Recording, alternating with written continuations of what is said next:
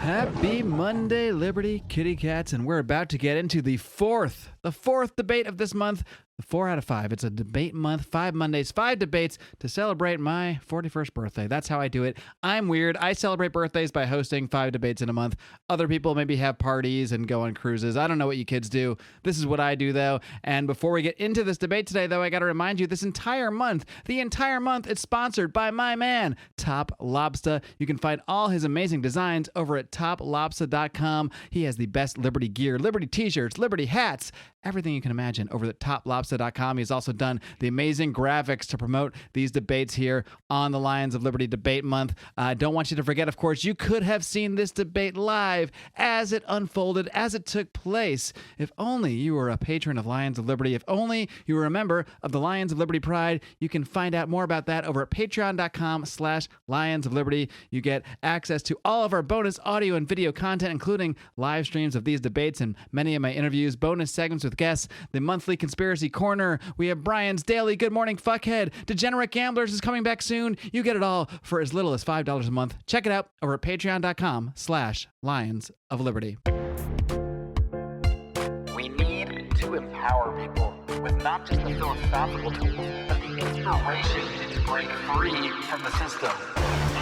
Welcome to the flagship Lions of Liberty podcast, your weekly dose of education, inspiration, and real-world application from the top minds in the Liberty movement. If you want liberty, we need to be better leaders, better husbands, better fathers, better friends, better businessmen. We need to be better people. Here's your host, your guide, your shining beacon of liberty, Marc Claire. Live long and live free. We are here with the 4th debate in August debate month. This is actually, I think this debate has actually been brewing before I even had this idea of doing a month of debates. We have been having a Twitter back and forth about trying to schedule this for months. So I'm excited to bring it to you today. We're going to be talking a little finance today. Before we get into this debate, I would like to not reiterate. I'm going to iterate it first, and then I'll reiterate it. None of us here are professional financial advisors. Nothing you hear in this episode will be considered professional financial advice that you should take or in any way, shape, or form. That being said, I'm excited today to bring on my guests, my debate participants. First up, you know him quite well. He is the host of Finding Freedom, formerly Felony Friday here on Lions of Liberty. You can hear him every single Thursday on that program. He is the one and only John Odermatt. What's up? Are you ready to roar? I'm sorry. Roar! This is the first time I've roared on your show, I think. Yeah. Yeah, I'm excited to be here. Yeah, I think we actually, when we started talking about this a month or 2 months ago, we might have actually started debate month. Started the conversation. In a weird way, you may have done that. Yeah. That's true. So we'll take credit for that. All right. And his opponent this evening, the Lions of Liberty Debate Club, Fight Club, Octagon, whatever you want to call it. He is the co-host of the Rollo and Slappy Show. He is Rollo McFloogle. I think I used 2 pronunciations of that name in the same sentence, but Rollo, whatever you want to call it. Well, are you ready to roar? There's that laser-eyed monkey. So this is the first time I've seen you as a real person. I've only seen you as a laser-eyed monkey before, so that's exciting. Yes. And also exciting, the fact that all 3 of us just happen to be having a little booze here. So I am finishing up. This was bought for me on my 40th birthday. I'm now 41. That's how much I've gone through this, but I'm finally finishing up this bottle of Mulholland Distillery American whiskey. It's a good time. And what are you guys drinking, Odie?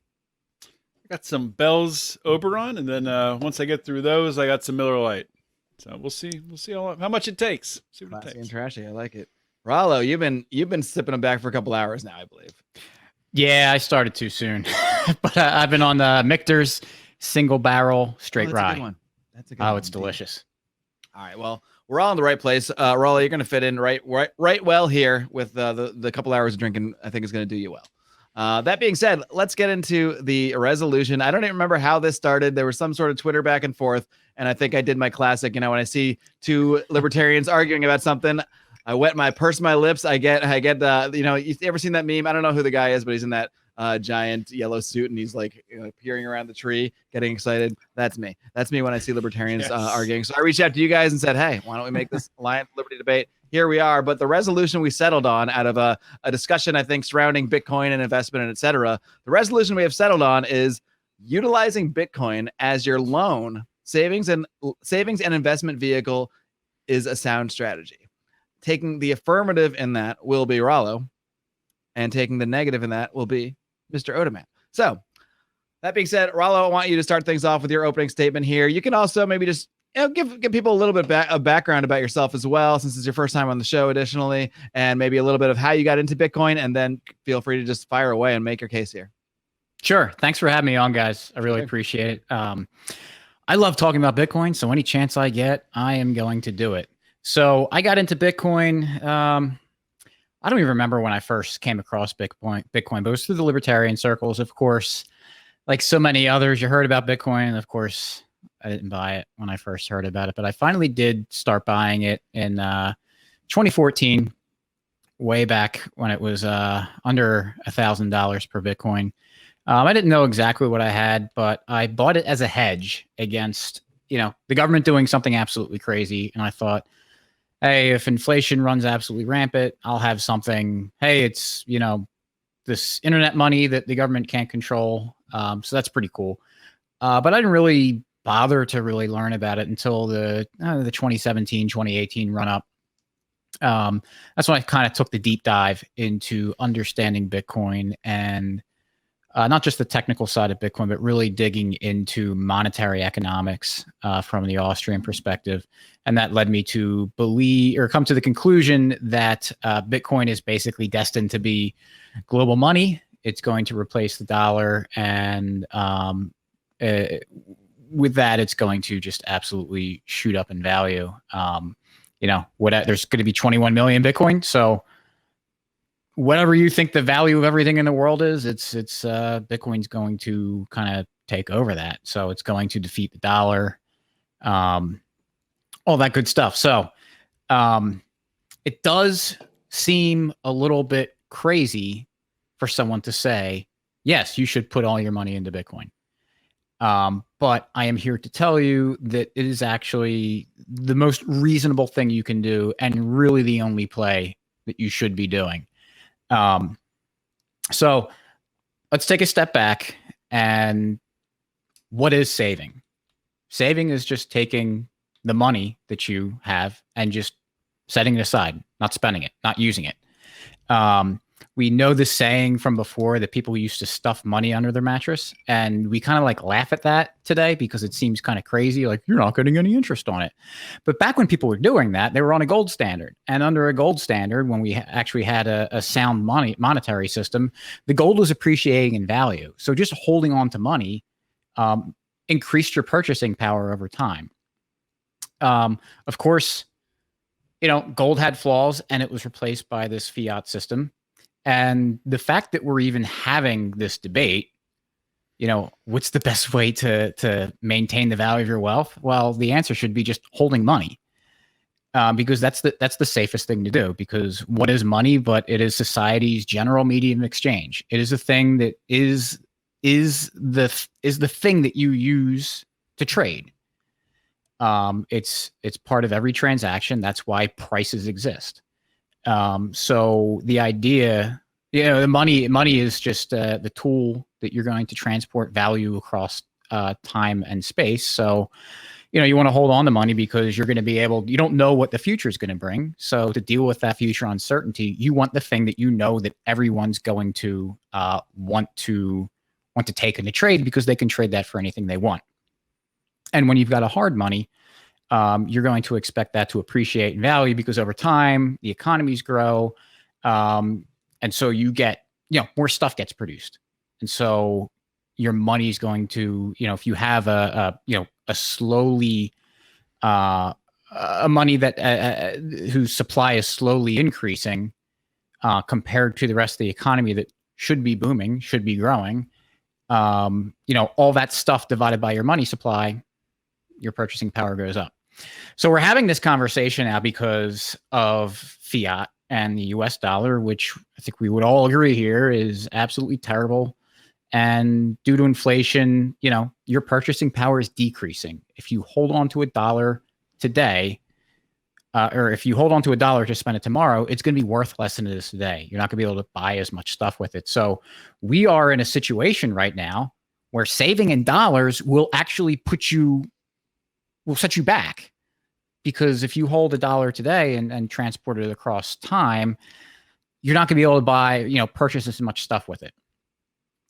So we're left in a kind of a bad spot. We got to in order to maintain the value that you create through your labor, through your work, whatever earns you dollars, you need to find another way to maintain that value. And before Bitcoin, you had to look to, investment vehicles, most traditionally something like the stock market. And, the stock market's fine. I'm not against the existence of a stock market. I'm not against the existence of investments. But in order to be a good speculator in the stock market or a good investor, you need to have asymmetric knowledge against the rest of the market. Because if you don't, then someone else has better knowledge, and so they're going to kind of beat you in whatever bet you're making. So for someone, the average person, to just start throwing their money into the stock market, I would consider that dumb money. And I'm not saying that you're a dumb person for doing that. I mean, you kind of have to do it. But I'm just saying that the likelihood that you're throwing money into the stock market, into investment where you really truly do have, this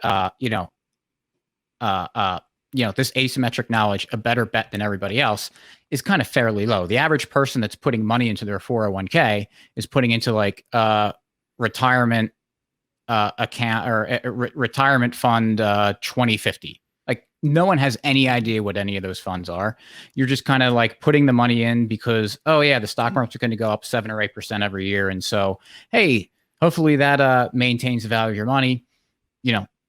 Do we not think inflation's in 10%, double digits or something? So you're probably not doing that well with it. So, all these things that you're doing, if you're someone that has really specialized knowledge and really an edge on the rest of the market, and you want to invest your money into something, absolutely do that. I think that's a great thing. But for the average person who's just doing their 40, 50, 60 hours a week, working their job, to figure out all these other investment things and to really have an edge over everybody else, you're basically working a second job. And hopefully maybe you're in a position that you're getting that edge, that you can invest your money, that you have an edge over everybody else, that you do have a good chance of actually winning well. So for the longest time, we're just faced with this, you just got to go into the casino and throw your money in there. Bitcoin, enter Bitcoin, and it is, and I obviously won't go into it all right now, but Bitcoin is basically on a collision course for becoming global money. And so if saving is holding your money in the current money, and you can't do that adequately right now because the dollar is losing so much value, it makes a whole lot of sense to put that into the thing that is going to be the next money. That is the safest thing to do. Bitcoin, there's only ever going to be 21 million. No one can censor it. No one can change the monetary policy. And so that is the safest bet to be in. Now, there might be some, short-term fluctuations. We all know Bitcoin goes up and down a lot, but overall, Bitcoin is going to continue to appreciate in value. It's averaged, I think, a 200% increase every year. So in the short term, kind of the short to medium term, you have the opportunity to massively increase your wealth. But in the long term, also that, but just steadily maintain your wealth and just allow it to grow, so that you don't have to throw it into things where you're risking your money. Because once you take a percentage of Bitcoin and you're holding the private keys, no one can take that from you. You don't have third-party risk with someone else, giving your money to investment. If they blow up or something, you don't have to worry about someone else blowing up in Bitcoin because, well, unless you blow up, but you're holding the private keys. And so basically, my argument is Bitcoin's going to be the next money. And so because the current money is so bad and is inadequate for saving, the next best thing to do is to hold the thing that will be the next money. All right, Rollo, thanks a lot. Odie, we're going to move on to you. Why do you take the negative in this proposition The negative, you would say that utilizing Bitcoin as your sole savings and investment vehicle is not a sound strategy. Let's hear it. And again, this is not financial advice. Yeah, well, you can take it as financial advice, but it's not financial advice. If that makes sense. You can take it, but we advise you don't. Any of this. This is just an entertainment program. We're just three dudes drinking and talking. That's all. I'll start off in an untraditional way here and say, I mean, things I agree with. I agree with you, Rollo, that the dollar is screwed. I think anybody who's paying attention to what the Fed's been doing in our monetary policy for even the past 5 years, let alone the past 20 years, the writing is on the wall that the dollar is going down. Well, yeah, you go back to 1913 for that. 116, whatever you want to do. But in Bitcoin, I own Bitcoin. I don't have anything against Bitcoin. In fact, in the past year, I've bought more Bitcoin than I have in the entire time before that. And I'm more late to the party than, you said you got more involved or started buying some in 2014.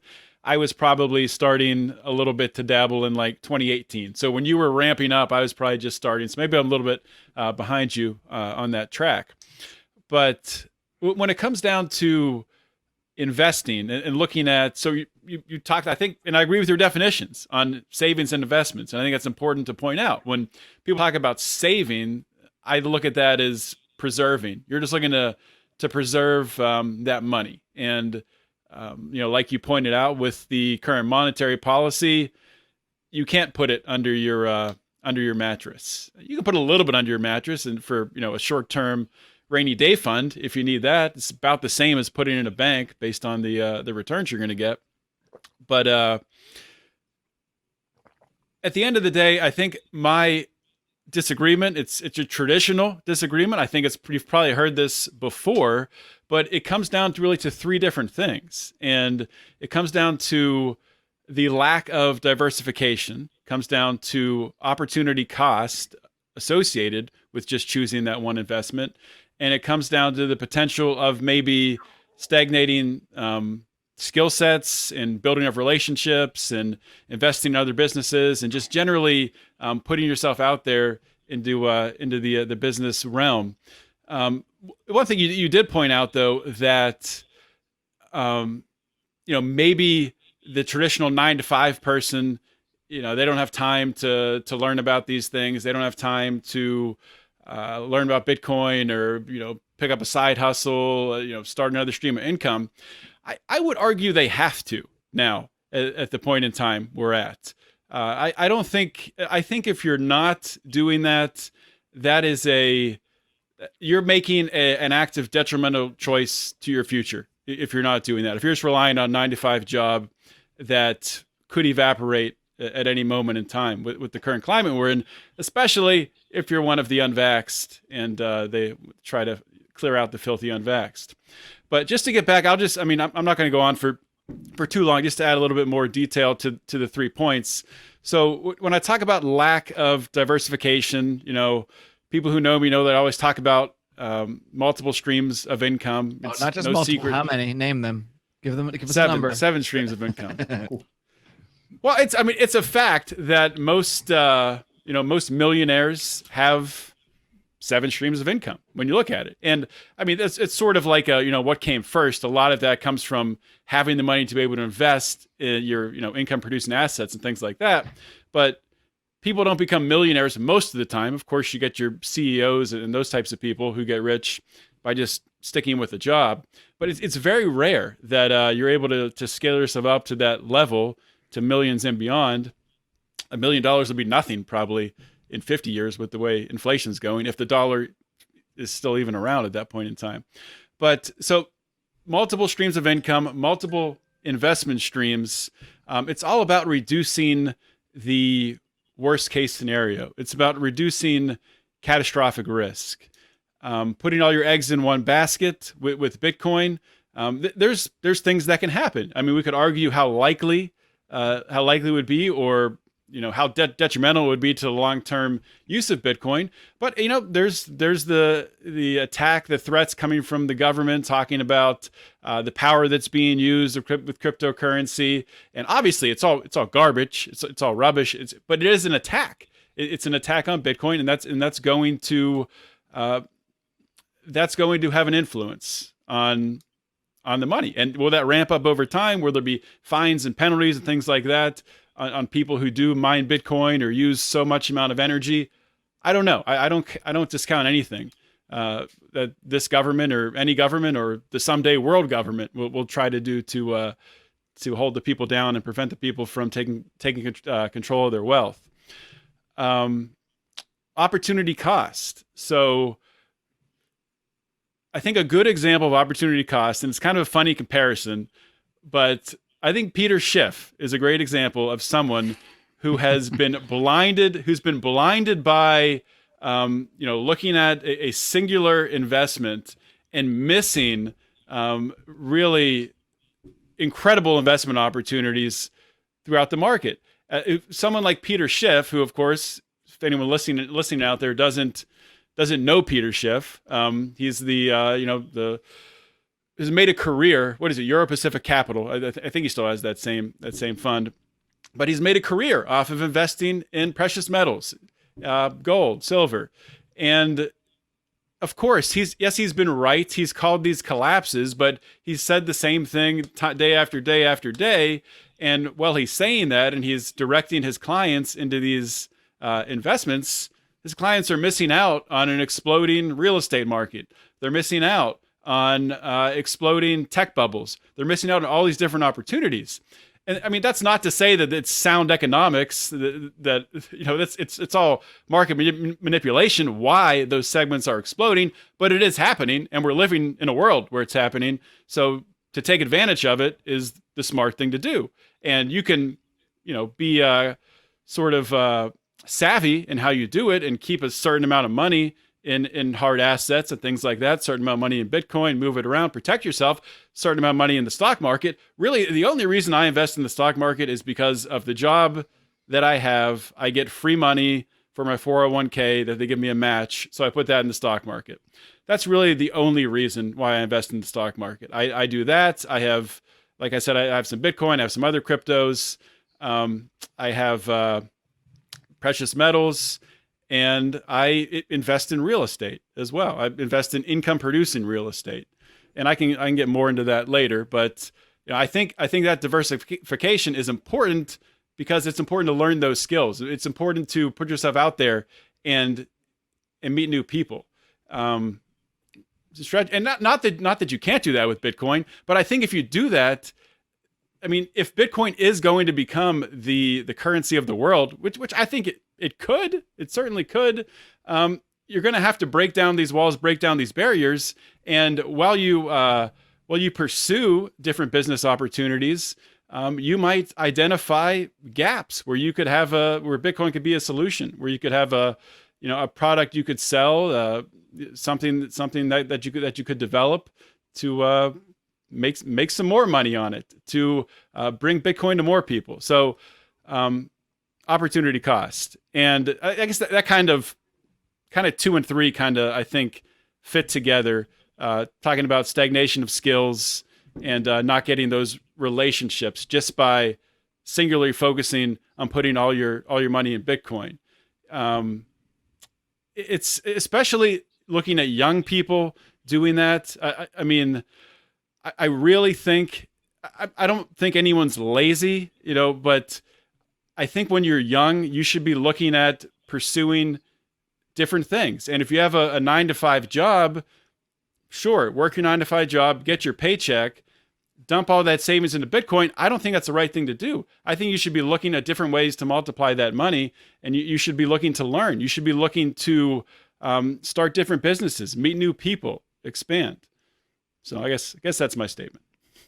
meet new people. Well, what a transition that is, Odie, into this latest sponsorship that we have from this amazing new dating app. That's right. You got 3 married guys here on Lions of Liberty selling you a dating app. Let's see how we do, guys, because this dating app is revolutionary. Now, I am, in fact, married, but I did spend several years on the dating app scene, on the Tinders, on the Bumbles. I know the highs, I know the lows, and I know how frustrating it can be, especially for people with strongly held beliefs like many listeners of this program. You get on an app, you meet a girl, she looks cute, you show up. Well, she might look a little different, and go, guess what? She's completely batshit insane. She holds none of your values, and this is a total disaster. I know how this can happen. It's happened to me many times. But now with Drome, you can avoid this. This is our newest sponsor, Drome. They are an amazing new dating app where you can really match with people based on shared values. You can create your own your own value systems, your own deal breakers and deal makers that can directly match you with people that share the same values that you have.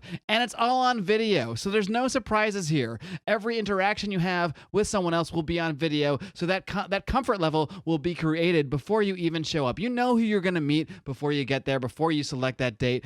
This is the kind of dating app that I wish that I had when I was still on the market, when I was still out there swinging and slinging, or whatever the kids are saying nowadays. But I wasn't, so guess what? You guys, you single guys and gals out there, you have the opportunity to try this out, to give us the feedback, to give them the feedback. You can do it all by using our link. It's drome.date, D-R-O-M, drome.date/lions. From there, you're going to want to use our invite code, which is, of course, Lions. Check it out. Check out Drome. Find your own personal Liberty lover today. All right. There's a few different directions we can go, but I'll just start by just letting Rollo just take it back. And, you can respond to specifically anything that you'd like to there that Odie said. So I'll let you take it in whatever direction you want.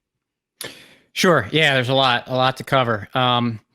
I think I'll start off with this. I'll say the idea of getting like 7 streams of income or multiple streams of income is kind of symptomatic of the fiat system that we're in. I think it's correct to point out that with COVID stuff, with all the leftist agenda, I mean, you could say the wrong thing and you get fired from your job. And so if you've got a single stream of income, that could be potentially very bad for you, because now suddenly you're unemployed. And, if you don't have any other way to make money, you could be in a tough spot for a while. But that's why I think Bitcoin's so important, because it gives you an actual ability to save. I am not going to get I don't want to turn this into a COVID thing. I'm sure you guys don't want to either. I'm not going to get the vaccine. COVID thing anyway. Yeah, Everything's COVID, whatever. But I'm not going to get the vaccine. Like, I'm just not going to do it. And if my company said, hey, you have to get the vaccine, I'm going to make them fire me. And I can do that because I have savings. And it's not because I have savings in dollars. It's not because I have savings in the stock market. It's because I have savings in Bitcoin. And so I can, because I build up savings there, I can sustain myself for a while and force their hand to fire me and have to go through all that hassle of replacing me in my job. The other thing, I don't know, like, I think that if you've got a 9-to-5, whatever your main source of income is, unless you like absolutely hate your job, but if it's like something that's reasonably like good for you to do, I think that you should really focus on getting better at that. I don't think you should like dilute your ability to make money by trying to do all sorts of other things. I'm not saying that side hustles are bad. I have 1 or 2. I think they're interesting. If you can, especially if you can create a hobby that's something that you love and make money off it, by all means. Here we are. Yeah. But I think that like the best way to create wealth and to eventually be in a position where you can be a wise investor is to get really, really, really good at your job. And when you're really, really good at your job, you become more valuable to employees or employers, and they're going to want to pay you more because you can provide them more value. And it also goes perfectly in line with the division of labor. We want to continuously divide labor so we can focus on those skill sets and everything, and everyone can focus on their own thing, and because of that, we can more efficiently allocate resources and produce more stuff. And so, I guess that's where I want to take that. So, As far as diversification goes, and I'll try to be quick with the rest of the stuff. As far as diversification goes, I know everyone says that, diversify. But are you diversifying for the sake of diversification? Because if you're doing that, then you're just kind of throwing darts. If you've got a bunch of so the difference between savings and investment, to kind of reiterate, is savings is like you're just holding on to the money and letting it sit there and hopefully appreciate in value as time moves on. When you're investing, you're risking your money. And so Bitcoin's kind of in a weird spot because it's not money yet. So, it is kind of a speculation, but I make the argument that it's, basically on a crash course to become money. But like, if you're going to diversify just to diversify, all you're doing is just spreading dumb money around to different kind of dumb investments. So I think you got to be careful with just saying like you should diversify without having good reason to put your money someplace else. If you've got a winner, like you don't want to just like pull money from that winner just because of this idea that you should be diversifying. And then just finally, something like real estate, or any of these other like investment opportunities where prices go up and you've got these opportunities to make money. I mean, you have to have a skill set in those industries to be able to make money there. It's very easy to look at a chart and see prices go up and down and say, well, obviously I would have bought here when it's low and sold when it's high, and then bought again when it's low, sold when it's high. So you are risking your wealth by doing that, as opposed to I'm just saying, just hold Bitcoin, just hold the thing that's going to be money. And so that you can just ride through all that stuff, not have to worry about trying to time the market. And also, things like real estate and the stock market and a lot of other things have developed a sort of monetary value because the dollar is so bad. People have to figure out ways to store their wealth. And so real estate and the stock market and a few other things have taken that role. And if Bitcoin does become money and sound money, it's just going to wipe those things out. And real estate and those things are going to lose their monetary values. And anyone that's holding on to those things is going to get wiped out by it. So that's where, I guess that's my rebuttal there. So I'll give it back. All right, why don't we just start by maybe Odie, you can address Rollo's last comment about real estate, like potentially losing value or being kind of left holding the bag, because I know that that's one area you have been focused on, at least, when it comes to, selling raw land. I know that's something you're really into. So maybe you can just kind of take that point and we'll see where we go from there. Sure. Just one point before I get into that, just to talk about it. I think it's great, Rollo, that you've built up, and so many people have built up money in Bitcoin, investing early, and seen it go up in value. That you're able to have that in your back pocket, that fuck you money. That's great. I mean, Bitcoin's one way to do that. There's other ways to do that. I guess my concern with that is it's great for the people that have that, but the ones that don't want to see people acting like they have that fucking money when they're not there yet with that amount of money being saved or in Bitcoin or whatever. So just one thing to point out. That's one of my concerns, I guess, is young people just kind of relying 100% on Bitcoin. That's probably what drives me to this argument more than anything. To get into real estate. I love real estate and hate real estate at the same time. I can't stand how real estate agents, everybody wants to be a real estate agent. I don't understand it.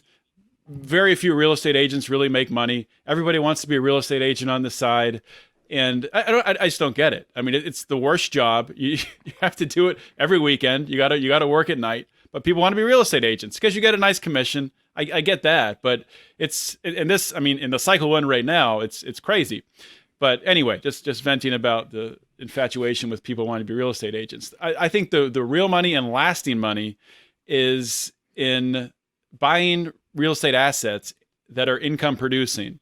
And you can do that, which I haven't done this, but I would like to at some point, by buying, apartment buildings, things like that, and actually have income producing assets. The way that I have got in at a lower level is by buying vacant land properties through several different ways. The two most common, just by mailing people who are in the price range I'm looking, who are delinquent on their taxes, meaning that they might be motivated to sell. And many people are motivated to sell. I mean, when you think about people who get land, sometimes people inherit land.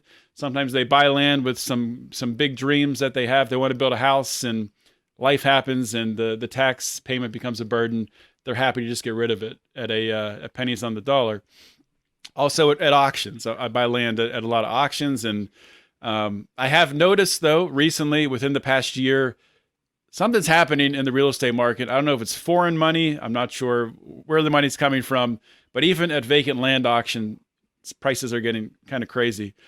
But then what I do, the way that I turn that into an income stream, is I'll sell that property to buyers, and I will finance the loan myself. So it's a seller finance loan. So I'll build a residual income stream based off of that. And a lot of the time, if I do it right, which I don't do it right every time, I can pay off what I paid for the property with just the down payment and a documentation fee. And then I pay the taxes and any fees that are associated with the land just rolled into the loan itself, which that does take a skill set. And really, more than anything else, it just takes work. And like you said, I don't think it like this particularly is for everybody. It's definitely not. I think, a lot of people don't have the patience for it, but it's just an example of a way that you can get great returns. And I did listen to your, I guess, I don't know if it was a podcast, but that recording you sent to Marc and I, where you were critiquing Vin's interview with Thaddeus. Yeah. And which I thought was pretty good. I actually agree with you on a lot of stuff, but and I forget where I was going with that point, but anyway, what was I saying? Shit. Anyway, had a really good point. Oh well, lost it. Guess I'll just leave it there. I'll edit in. Email me later a audio file, and I'll edit in your amazing point. Yeah. That would be a little underhanded. I won't do that. All right, I'll let you, if you want to respond to maybe like, I think one good area to get into. What I think, Rollo, for you, a lot of this frozen for you. Am I frozen? Am I frozen? No, you're John, you're frozen, but I can hear you. Yeah, only you're frozen, but we can hear you fine. So you figure that out, and then I think audio wise we're fine. So are you good? Oh, frozen there? Yeah. Back. Okay. I think everybody's good. Yeah, you're good now. Man, now I'll probably make an edit for the real cut of this, but for the live, for the people watching live, that's all good. All right, good. Yeah, I gotta see how the donuts are made. Yeah, exactly. Time to make the donuts. All right. So speaking of making the donuts, and maybe that's a good analogy here, because I think one thing for you, Rollo, is that's a big theme here is it's not that maybe like you can't make money doing real estate, you can't make money doing this or that side hustle. I think for you, you would say like, but you got to put a lot of time into that stuff. And for Bitcoin, you don't need to put a lot of time into it. It would be like part of your argument. So, but I guess, would you say that like would you say that the lack of extra time and extra effort you have to put into simply investing in Bitcoin, is that like a big crux of your argument, that you would say that like, whereas when Odie is arguing to put all this time into extra side hustles, he could actually just save all that time, be so much better at his main gig, and be investing all of that money into Bitcoin, that he's actually just like sort of like losing a sort of like time in a way. Is that part of like the argument that you're laying out? Yeah, I think. No. I think that's a pretty good summary. It's, you create value, and you want to like maintain that. You don't want that like value to disappear, and you don't want to like necessarily go out and risk it. So when you go out and invest in real estate or invest in stocks or whatever you're doing, like whatever value you just created, you're seriously risking that. And the less skilled you are, the less asymmetric knowledge, the less edge you have, the greater the chances that you're going to end up losing that money, and then or the wealth that you created, the value that you created, and then you're back to where you started before or further behind.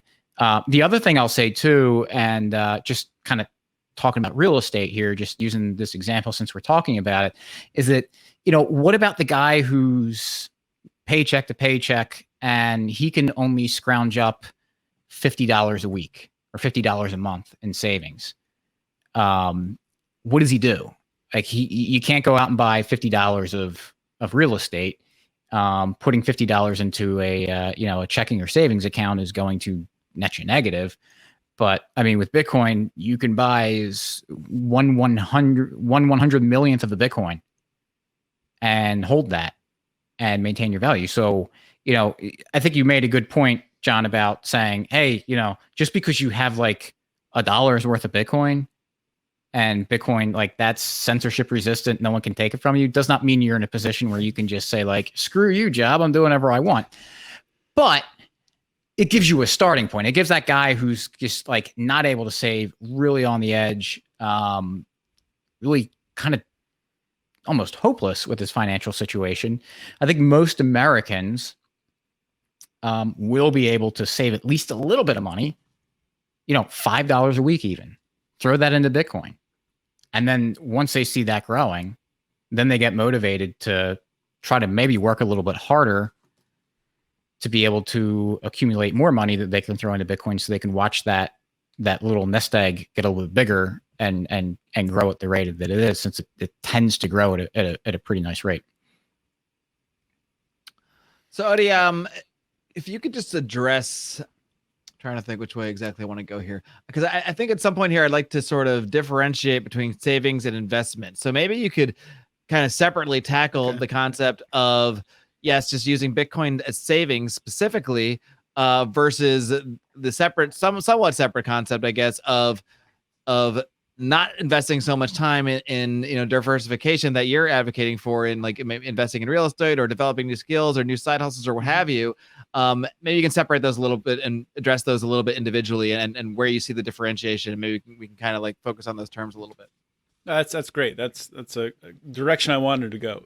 So you were just talking about the person who really can't save that much money. Maybe they only have $15 or $20 left at the end of the paycheck, which I think most Americans have nothing left at the end of their paycheck. They have negative left. They're going in a credit card. Scary. Debt. It is. It's very scary. But I would argue that somebody like that should not be investing in Bitcoin at all. They should be focusing first. I haven't even drank as much as Rollo. I'm already slurring my words. They should be focusing first on building up just a little bit of savings. Like, for example, life happens, things happen. I just had my car was just in the shop. We were driving down to the beach. The AC compressor blew out. I can't fix that. I don't have the tools to fix that. I have to take it to a dealership. They charge me out the ass. It costs way too much money. That could happen to anybody. So if that money is invested in Bitcoin, sure, you could withdraw it. You could pull it out, but then you're opening yourself up to, you have to pay taxes on it. Most people, they go to an accountant, or they don't do their own taxes, so they'll be confused by what's happening. And it enters in for short-term savings like that. People should have that on. You need to learn how to save a little bit of money to have for emergencies like that. I think that's the first step of savings. If you can't get to that point, then I think you're in for a long road there. But when you talk about, it would actually be best maybe or unless you want to finish up talking about savings, because it may be best to address like one at a time, back and forth, I'm thinking. Sure. But was that just the finish of the I was gonna pivot. So yeah, if you want to. So let's stop there. Rollo, why don't you just address this concept of savings and the idea? I think you can probably lambast Odie a little bit for the taxes comment, but I'll let you do that on your own. So just respond to this idea of savings and having the idea of having quick access to the cash, and maybe addressing the possibility of like, what if, say, you have $1,000 that you want to save in cash, you need it for this emergency moment, but Bitcoin dipped down this week, so now I actually have 800 of that 1,000 I put in, and I really actually need 1,000. Like, what? Because I think that's a big part of the idea. Like that Odie would see that as risky when you're calling it savings, because savings is supposed to be something you could just access at any time, and you don't have that concern that it might be so much higher or so much lower. So why don't we start with addressing the savings aspect, and then we'll go into the investment part. Sure. I mean, we live in a world where Bitcoin's not money yet. And so we're kind of in this like kind of weird situation where I'm claiming that Bitcoin is going to be money, but it's not money yet. And, you know, for the vast majority of our transactions, it's going to be in dollars. So, you know, if you want to keep a small amount of dollars or whatever is comfortable for you to like deal with kind of a rainy day or something, that you can just say like, hey, I don't want to have to liquidate my Bitcoin because I don't want to have to lose out on that Bitcoin. I want to have to pay taxes on it, you know, what have you. There are ways to, of course, route around, you know, paying taxes on this Bitcoin, but that's fine. Yeah, I mean, that's fine. I'm not going to argue against keeping, you know, a couple $1,000s in dollars just as a as buffer for you in case you you know, something comes up. I think that's fairly reasonable. So I don't have an issue with that. So I'm talking more like, all right, I win. Yeah. Oh no. All right, so I mean, but I'll push back and say like, because it's an you know, maybe like an operating expense short term thing that's not really like you know, long.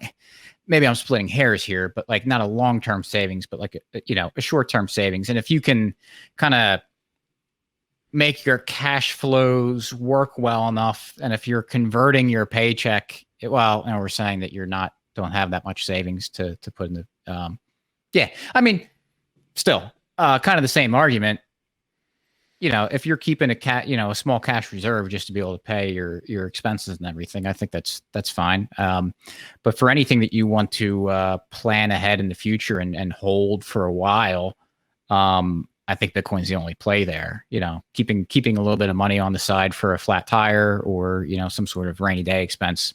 Sure, I'm not gonna, you know, I think it's reasonable to hold some dollars for that.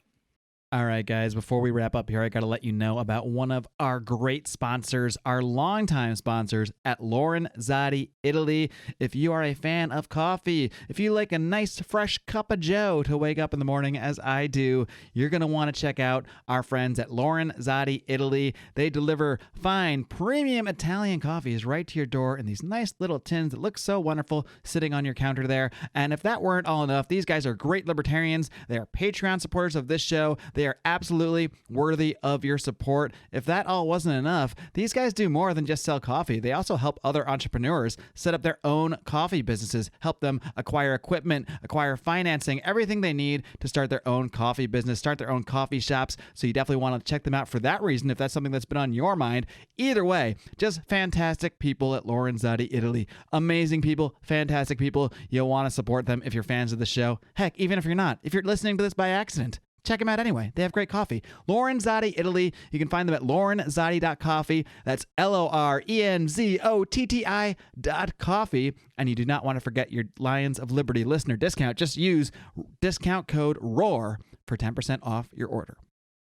All right, so then why don't we go into a little more on the savings aspect, because we're kind of just looking at savings, either putting into Bitcoin or just keeping it in dollars. But would you criticize even Odie, even Rollo's view of any, you know, putting aside, let's say you agree, I guess, that you should keep a certain amount of maybe dollar cash just ready for emergencies and that sort of thing, whatever amount you determine that might be for you.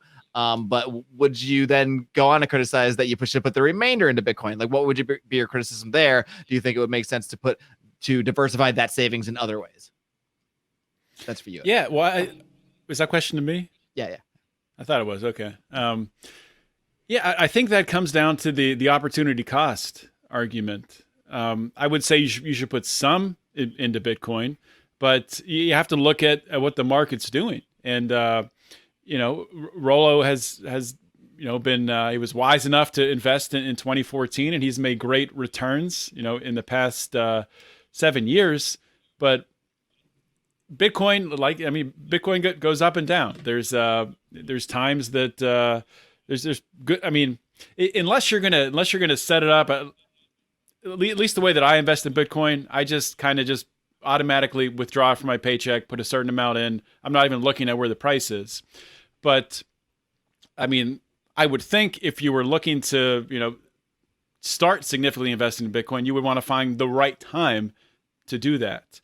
You wouldn't want to buy at a you know, when it's on a bull run. You'd want to buy when it's down a little bit.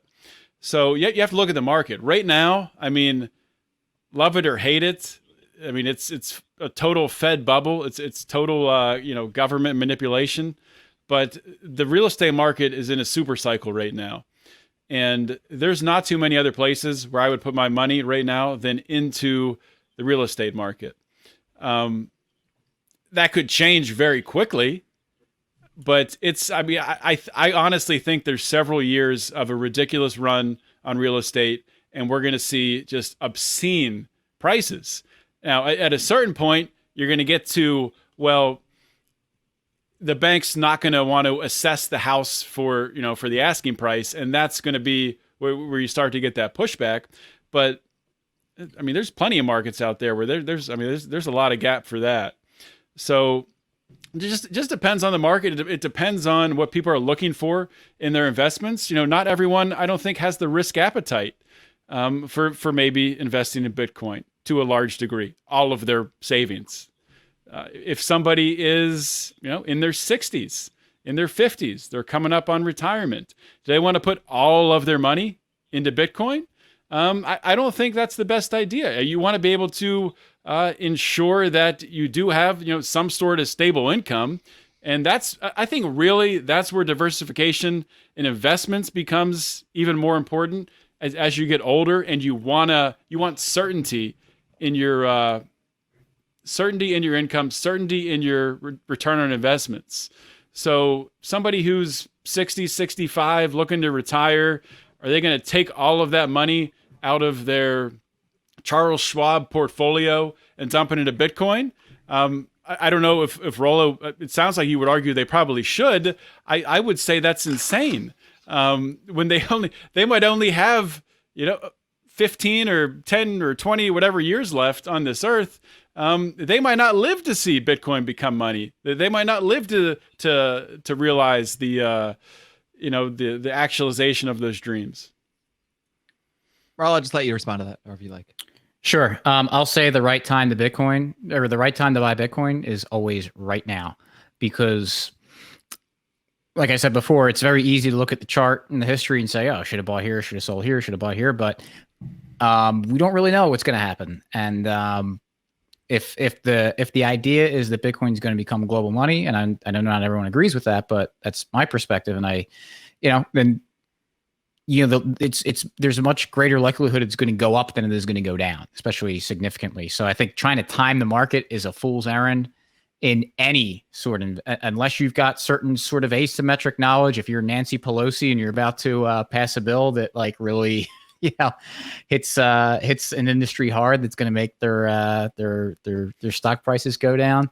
But if you're not one of those people, then if you think something is a good investment, then you should probably buy it, and buy as it's going up.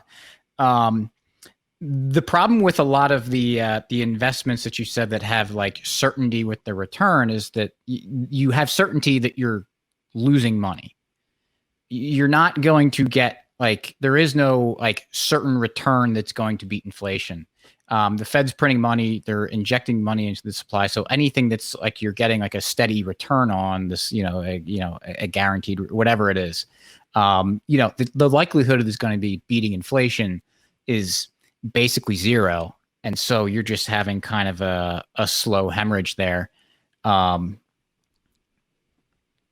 guess that's what I got. I would agree with you. Is it right if we just go back and forth, Mark? Yes, I don't want to. Yeah, that just makes my job easier.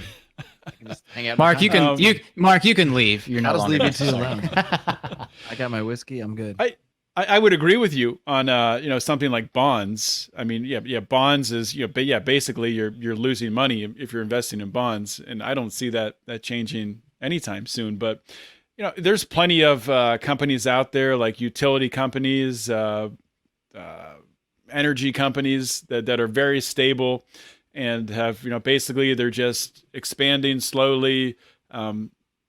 Managing maintenance on their existing infrastructure, and they're returning a nice dividend because all they're doing is moving natural gas or moving oil or stuff like that, and they're paying dividends. So there's definitely stable investments out there that at this point in time will match inflation. With Joe Biden there writing $1 trillion checks, though, I mean that could change. What's your expertise in the energy industry. That's what I work in, He's a energy master. industry. Okay, so do I. You guys should network off air too. Well, not technically. I'll say I'm petrochemical, but even still, I mean, a lot of these these energy companies, it's kind of, there's a lot of regulatory risk involved, and we see oil refineries shutting down in the U.S. a lot. We see a lot of nasty stuff going on. I would agree in a healthy world, healthy environment. Yes, I would say energy companies would be great places to park or generally speaking, would be good places to park your money in. But it's especially what's going on in California with these places. I mean, they're like the regulation that they're imposing on these companies is just absolutely insane. And these companies might have to start selling assets because of the stuff that they're doing, and that's certainly not good for them. It's and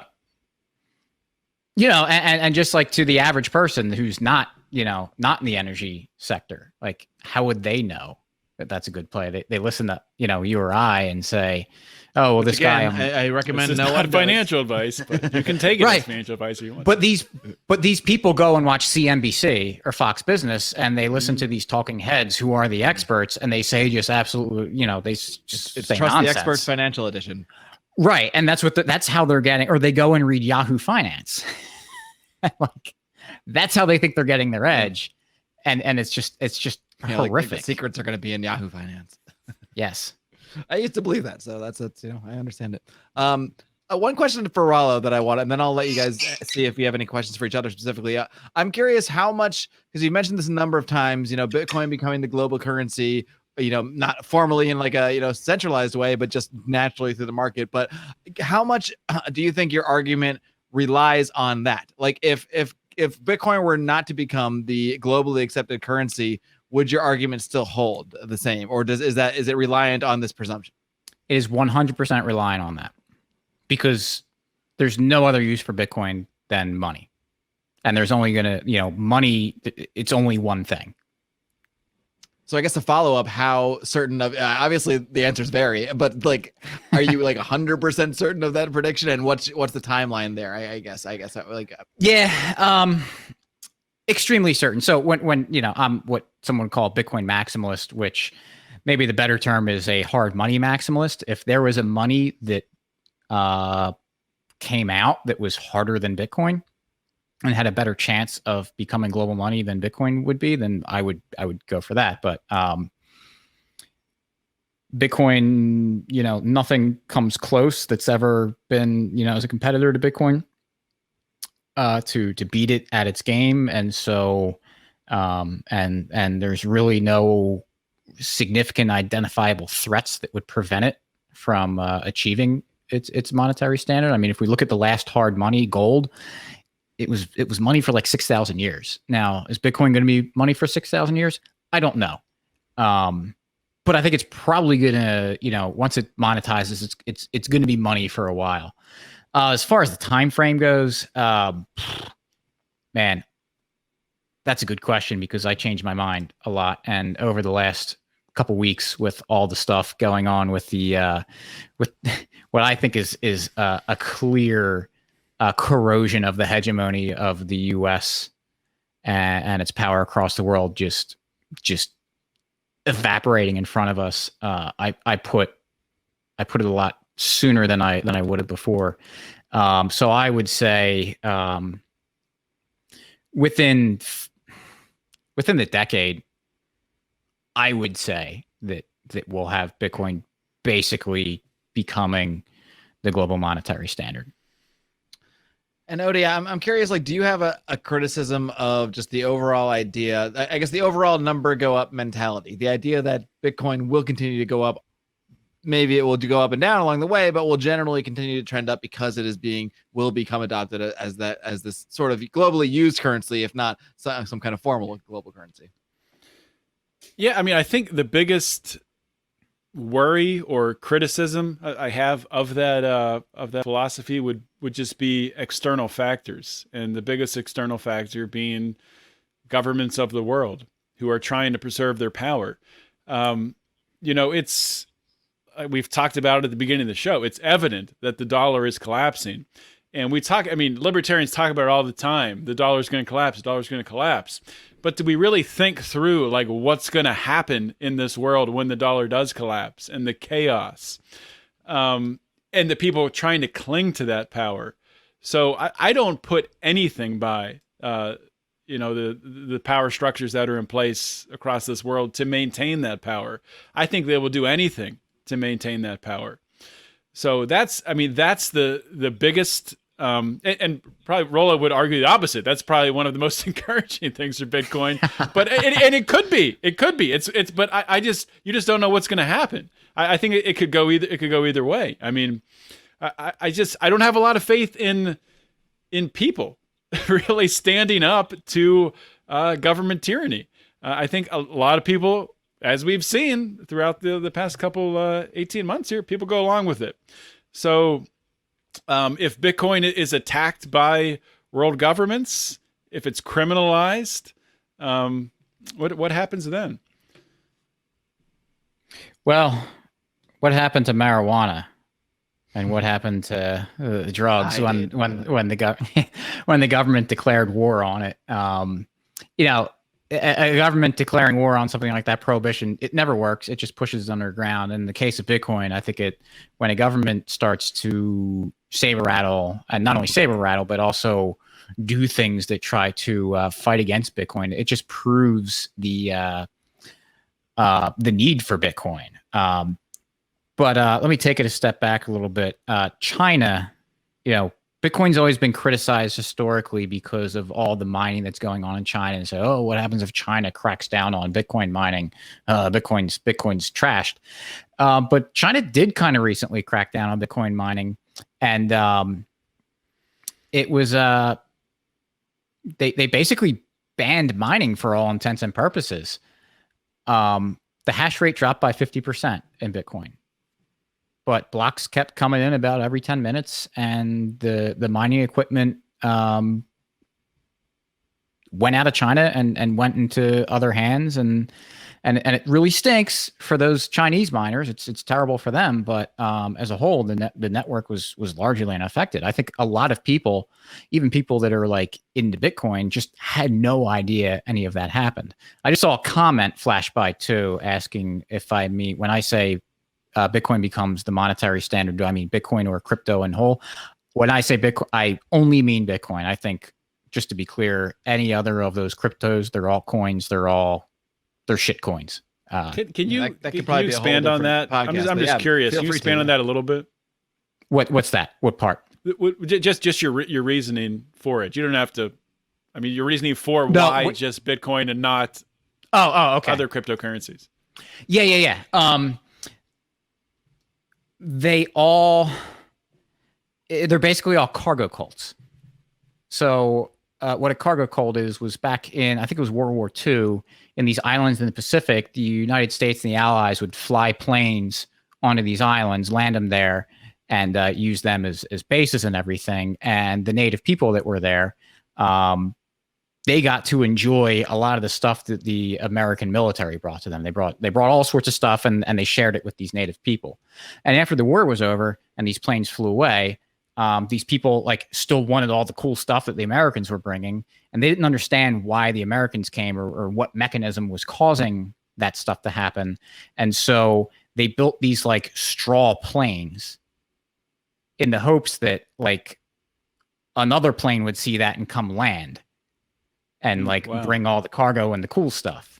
So all these altcoins and everything, they see what Bitcoin's doing, and they just basically try to copy it in this really kind of crappy way, in the hopes that just saying, well, it's decentralized and it's this and this, without actually, putting it through the ringer and everything. It just doesn't, one of the big things is the network effects of Bitcoin. You could maybe come up with something that has a couple parameters that you tweaked that you could argue are better than Bitcoin's parameters, but you don't have all of the people using that network. And so that network's really not valuable. It's like if I came up with a better way to speak English, It doesn't really mean anything because I can't convince everyone that's speaking English to speak it. So between that and just also a lot of these other, or basically all of these altcoins that they come up with these features that are better than Bitcoin, really they're just security flaws that they package as features. They don't tell you about like the negative consequences of changing that parameter in Bitcoin to make it, do whatever their altcoin's doing.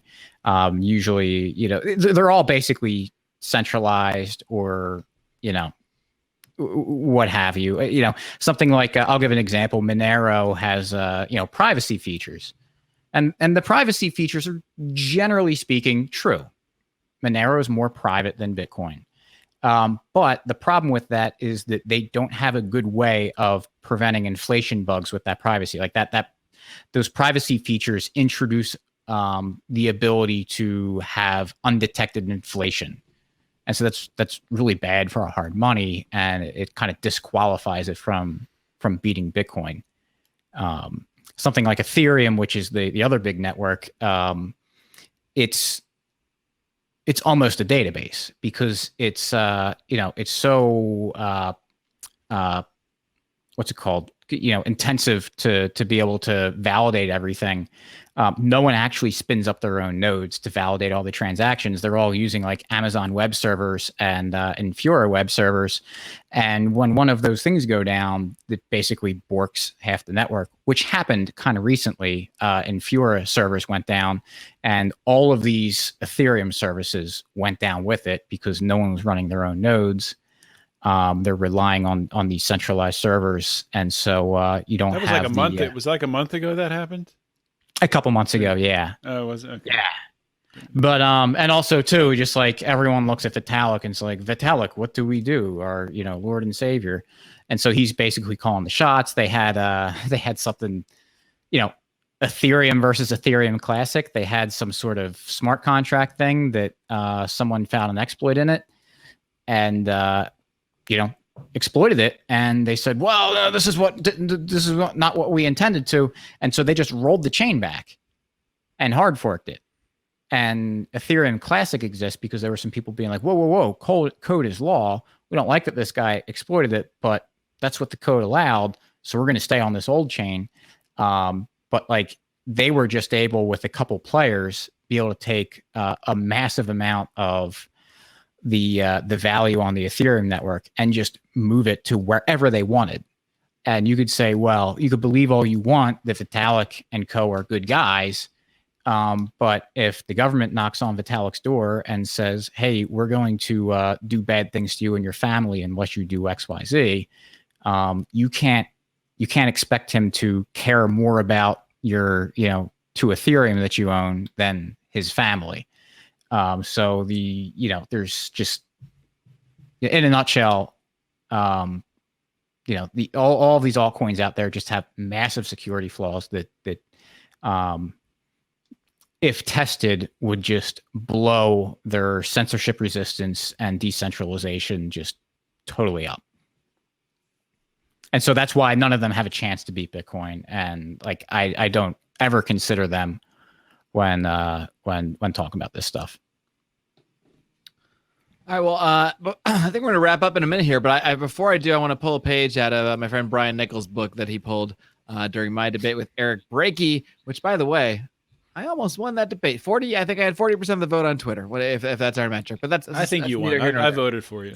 Thank you. You're obviously biased, but that my first debate of all time. We're getting sidetracked. But I did want to say, like, I wanted to pull this one that Brian Nichols had. I want to ask each of you guys what you think the best argument that the other one of you made. So, Odie, why don't we start with you? What do you think the best argument that Rollo has made here today?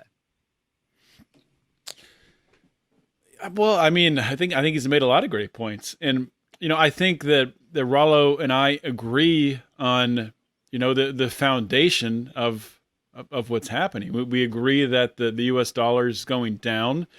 I think we both agree. I'm not as nearly as certain as Rollo that Bitcoin is going to be the reserve currency of the world, is going to be the main money supply. But it's hard to pick out. Like, it's hard to pick out a point. The best point? I don't know. That's a difficult question, because I think there's a lot of overlap in this debate. And I'll go back to this again. The biggest disconnect that I have is just on, it's really, well, I guess it's really twofold. It's really young people and getting locked into the number go up, invest all my money in Bitcoin, and missing other opportunities, having blinders on, and then older people who, are looking for a more stable investment. Really, a lot of the stuff that Rollo is saying about Bitcoin, most of it I agree with. I mean, I'm a believer in Bitcoin. I mean, I guess the distinction I would make, which your good friend Rollo Vin Armani talks about,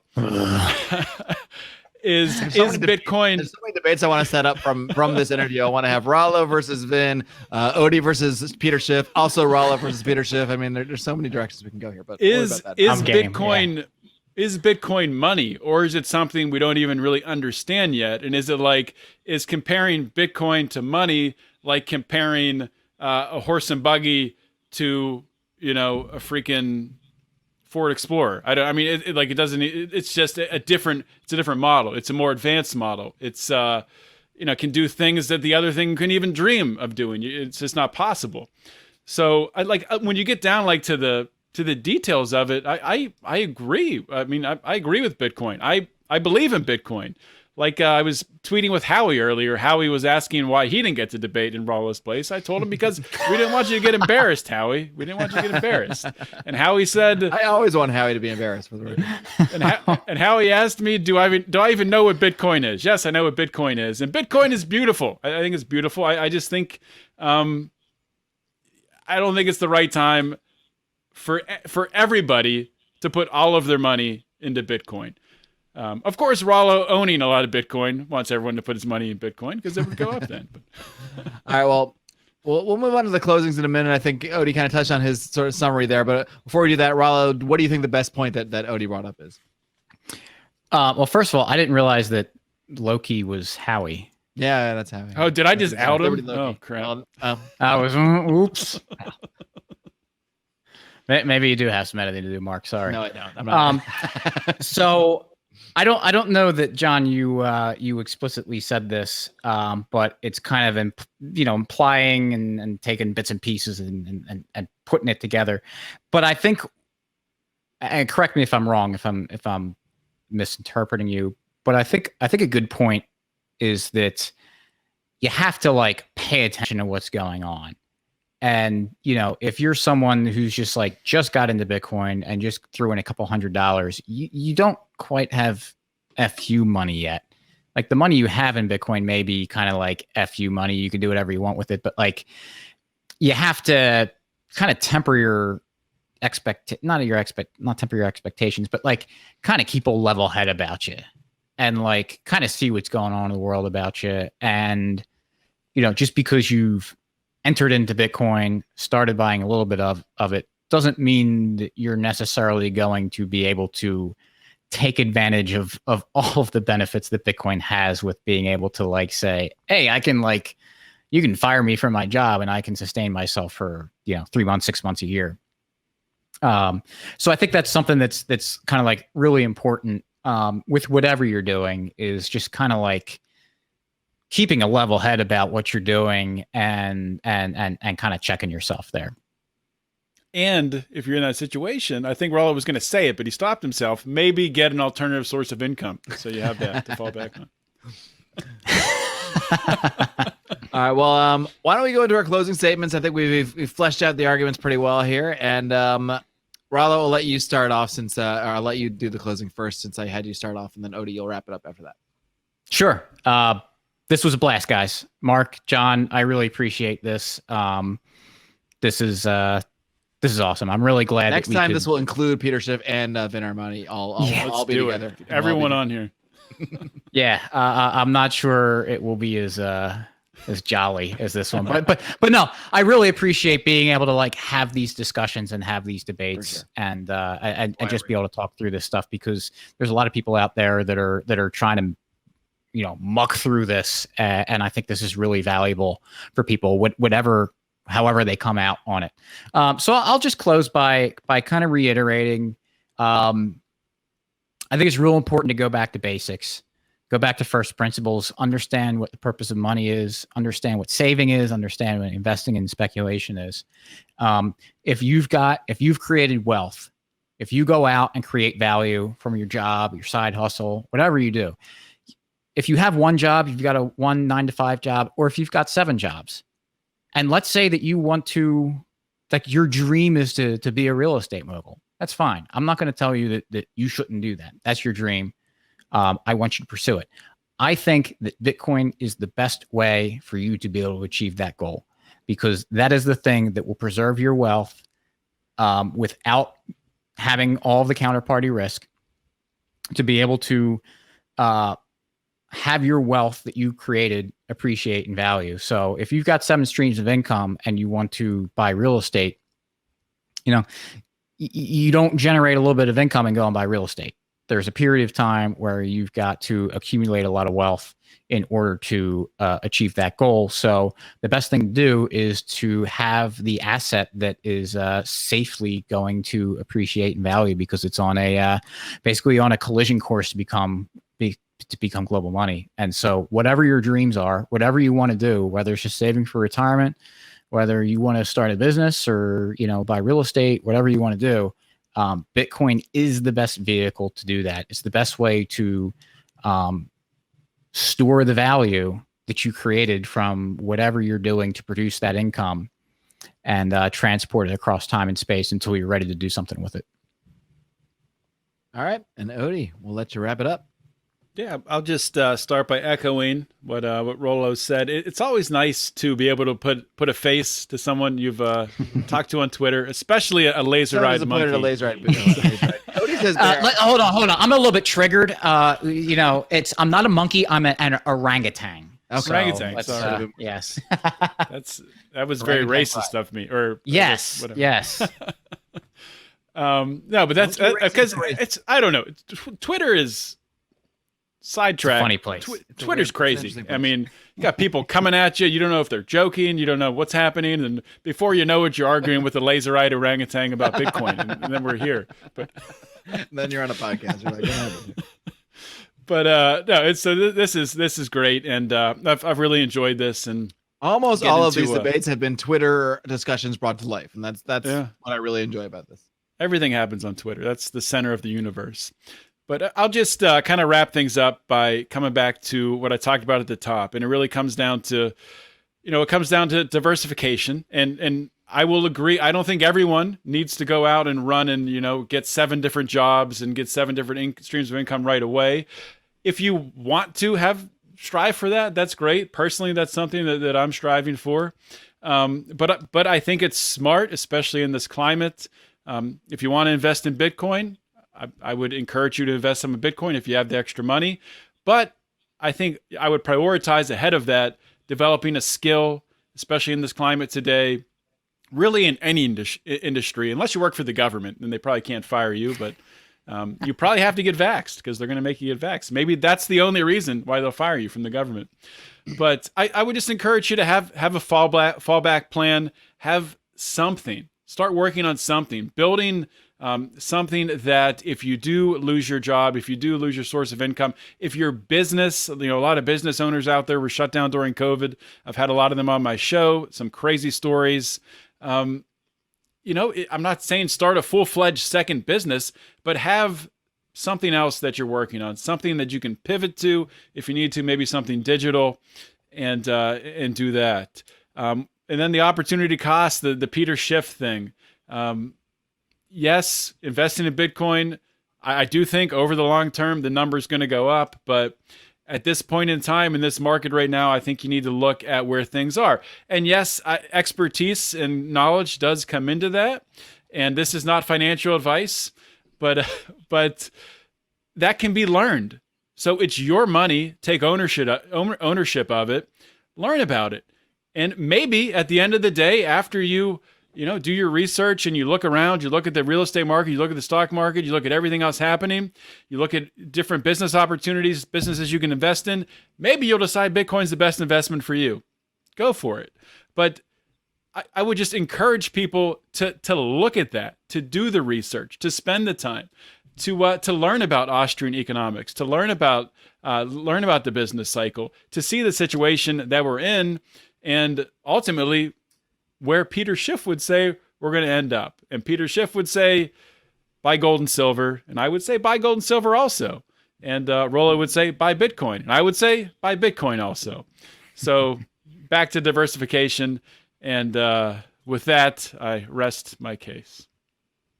All right, well, gentlemen, I echo both your thoughts that I really enjoy these discussions. I'm glad that's why I host these shows. That's why I dedicated a whole month to these discussions, because I like bringing Twitter, I wouldn't call them arguments, Twitter, I don't know, things, Twitter incidents, if you will, to life. And it's been a rousing success so far. And this one has certainly met that same standard. So I'm really happy we were able to do this. I'm sure the conversation will continue once this show is released back on Twitter, when Justin gets all the clips out there, and we keep the conversation going there. So thank you to you both for helping us keep this conversation going. We'll continue to do so in many, many formats. But until next time, guys, thank you so much. Keep up the great work and everything you guys do in your free time and all your podcasting, everything you're doing out there. Keep up the great work. Keep on rolling.